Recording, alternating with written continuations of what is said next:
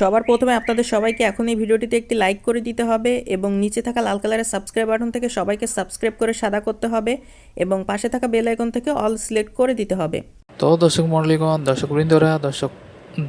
মণ্ডলীগণ ভিডিওটি মনোযোগ সহকারে কোনো টানাটানি না করে শুরু হতে শেষ প্রান্ত পর্যন্ত ভিডিওটি সম্পূর্ণ মনোযোগ সহকারে দেখতে থাকুন।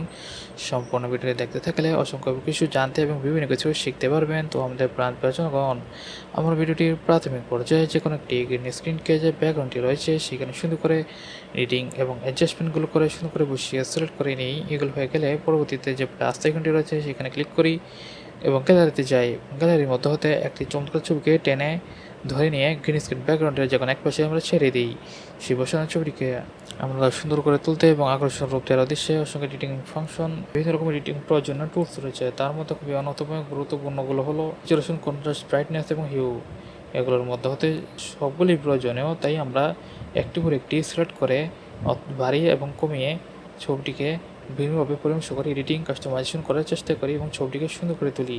এগুলো হয়ে গেলে প্রথম ছবিটির অপরের পাশে এরকম একটি সুন্দর ছবি বসিয়ে সেই ছবিটিকে প্রথম ছবিটির নেয় ভালোভাবে কাস্টমাইজ অ্যাডজাস্টমেন্ট এডিটিংগুলো করে গেলে সুন্দর করে ছবিগুলোকে আমরা সেভ করে নিতে গেলে আমাদের একটি চমৎকার সাধারণ গ্রিন স্ক্রিন এডিটিং